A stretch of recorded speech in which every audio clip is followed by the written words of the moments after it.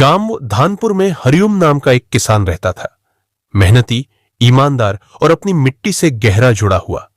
उसका परिवार 3 पीढ़ियों से खेती करता आ रहा था। हरिओम के पास 5 बीघा जमीन थी, जिस पर वह धान, गेहूं और कभी-कभी सब्जियां उगाता था। गांव के लोग उसे धरती का बेटा कहते थे, क्योंकि वह अपने खेतों की सेवा ऐसे करता था जैसे कोई अपने परिवार की करता है। हर साल की तरह इस बार भी हरिओम ने बड़ी उम्मीद से धान बोया, लेकिन बारिश समय पर नहीं हुई। खेत सूखने लगे, नहर भी सूखी पड़ी थी। गांव के कई किसान हार मान गए और शहर पलायन करने लगे। मगर हरिओम ने हार नहीं मानी। उसने गांव के बाकी किसानों को इकट्ठा किया और एक योजना बनाई। बरसात न सही, हम कुआं खुदवाकर सिंचाई करेंगे। गांव वालों को उसकी बात जंच गई। सबने मिलकर मेहनत की, चंदा जुटाया और कुछ ही हफ्तों में एक बड़ा कुआं तैयार कर दिया। मोटर पंप लगाया गया और खेतों की सिंचाई शुरू हो गई। हरिओम ने अपने खेतों को फिर से जीवित होते देखा।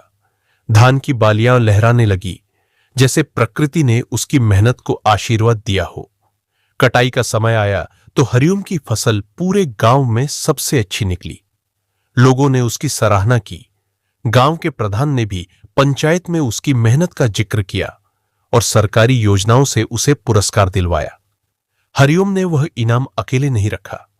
उसने एक हिस्सा गांव के स्कूल को दान किया और बाकी पैसे से जैविक खाद और आधुनिक उपकरण खरीदे, जिससे बाकी किसानों की भी मदद हो सके। धीरे धीरे गांव के हालात बदलने लगे।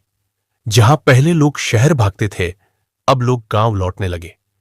हरिओम की यह कहानी न सिर्फ मेहनत की मिसाल बनी, बल्कि यह भी सिखा गई कि अगर हौसला और इरादा मजबूत हो तो कोई भी मुश्किल रास्ता नहीं रोक सकती।